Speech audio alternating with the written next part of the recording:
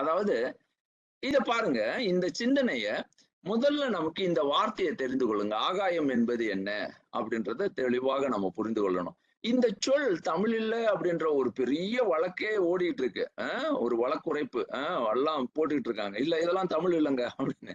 இது எவ்வளவு ஆழமான தமிழ் அப்படின்றத நம்ம சாதாரணமா படிக்கிறவங்களுக்கு கூட ஒரு சின்ன பிள்ளைங்ககிட்ட கூட சொல்லலாம். இந்த கப்ப இங்க பாக்குறீங்க. இங்க ஒரு கோப்பைய பாக்குறீங்க. இந்த கோப்பையில வந்து ஆகாமை அப்படின்ற ஒரு கருத்து இருக்கு. ஆகுதல் அப்படின்ற ஒரு கருத்து இருக்கு. இது ஆகி நிற்கின்றது. இதுல ஆகவில்லை அப்படின்றது எப்படி சொல்றோம்? ஏதோ ஒரு நிலையில அங்க ஆகா இயம்னா இயம்னா இடம் இருப்பு.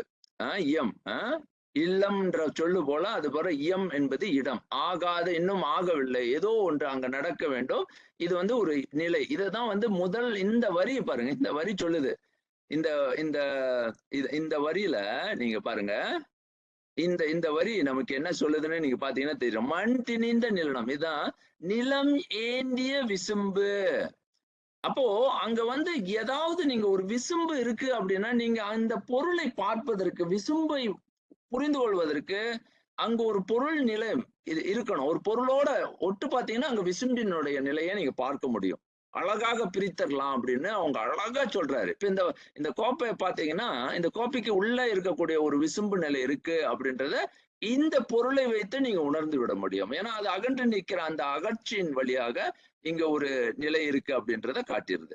ஆகமியம் சொல் பாருங்க.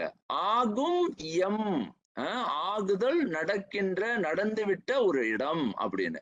இதுதான் நான் வந்து ஆங்கிலத்துல the world of not becomingness இது இன்னும் ஆகவில்லை இது ஆகிய நிலை அப்படின்னு the world of becomingness அப்படின்ற ஒரு சொல்லையும் பயன்படுத்துறோம். உயியல் உயிர்ப்பியல் இருப்பியல் உலகு இதெல்லாம் மிக ஆழமான தமிழ் சொற்கள்.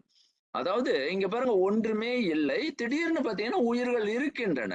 அப்ப இது ஆகாயம் இல்லாத ஒரு நிலை இங்க பாத்தீங்கன்னா உள்ள நிலை அப்படின்ற ஒரு கருத்து வருது. இப்போ இந்த அறிவியல்ல ஒரு சின்ன கருத்தையும் நம்ம பார்த்து உள்ள போறோம்.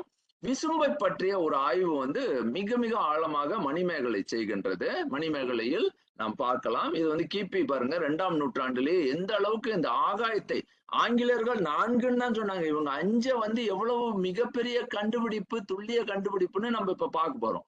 ஆக்கும் ஆகாயம் எல்லா பொருட்கும் பூக்கும் இடம் கொடுக்கும் புரிவிற்று ஆகும். அப்போ அதுக்கு ஒரு நிலை உண்டு அப்படின்னு ஆகாயம் வந்து சாதாரணமான ஒரு பொருள் அல்ல அப்படின்னு நீங்க ஒதுக்கிற முடியாது. அதுலதான் பெரும் நுட்பமே இருக்கு அப்படின்றத இவ்வளவு தெளிவாக தமிழர் மரபு அதை பார்த்துருச்சு பாருங்க.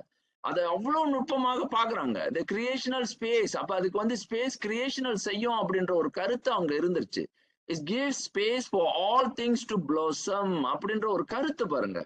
அது அதாவது அது வந்து பூக்கும் இடம் புரிவிற்று கொடுக்கும் புரிவினுடைய இடமாக இருக்கும் அப்படின்ற தெளிவை வந்து அதை வைத்து நீங்க சில செயல்கள் செய்ய முடியும் அதுல வந்து செயல்பாடுகள் உண்டு அப்படின்ற கருத்து அங்க வந்துருச்சு.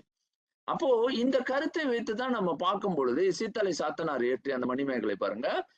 இது வந்து ஒரு மிக அதாவது மெய்மைவியல் அப்படின்ற தமிழர்களுடைய சிந்தனை நெடுங்காலமாகவே கேள்வி பதிலினுடைய ஆழத்தினுடைய உலக ஆய்வை மிக மிக தத்துவ நிலைகள்ல மட்டுமல்ல மெய்ப்பொருள் காண்பதுதான் அவர்களுடைய திண்ணமான வாழ்வியல் முறையாகவே இருந்திருக்கு. அதாவது மெய்ப்பொருள் அப்படின்றது இது பாத்தீங்கன்னா அதாவது சீக்கிங் த ட்ரூத் அப்படின்ற அந்த இதுல வந்து எந்த நிலையிலயும் அவர்கள் வந்து காம்ப்ரமைஸ் அப்படின்னு அதாவது எந்த வகையிலயும் அவங்க வந்து அதுதான் அவங்களுடைய உறுதிப்பாடாகவே இருந்திருக்கு. அப்ப தாரான அண்டமெல்லாம் 5 பூதம் சதாசிவமாய் நின்றதுவும் 5 பூதம் புராண யோனி எல்லாம் 5 பூதம் குறும்பனே 5 எல்லாம் ஆச்சினி பாத்தீங்கன்னா நீங்க இன்னைக்கு இருக்கக்கூடிய அத்தனை தோற்ற பிறப்புகள் அத்தனை உயிர் ஜனிப்புகள் உடல் அதாவது அமைப்புகள் எல்லாமே வந்து all the evolving physical form of living beings are 5 basic elements. எவ்வளவு துல்லியமா அவங்களால சொல்ல முடிஞ்சிருக்கு பாருங்க. இது சத்யநாதர் சொல்றாரு. நான் ஏன் திருமூலரே எடுத்து உதாரணத்திற்கு இது திருமூலரே காட்டலாம். ஆனா நான் மற்ற இப்படி நம்மளுடைய தமிழ் வந்து பறந்து கிடந்திருக்கு பாருங்க. இதெல்லாம் வந்து சாதாரணமான அறிவியல்ல அந்த மரபுலயே ஊறி போயிருச்சு. அப்ப அப்ப நீங்க இதெல்லாம் புரிந்து கொள்ளுங்க. குறும்பனே 5 நாள் நீங்க இது கூட புரிந்து பார்க்கக்கூடிய கண்கள் இல்லாதவர்களும் இருக்கின்றார்கள் அப்படின்ற அந்த கருத்திற்கு போறாரு பாருங்க. அப்போ இதெல்லாம் சொல்லிட்டு இப்பதான் நம்ம அறிவியல் உள்ளுக்கு போறோம்.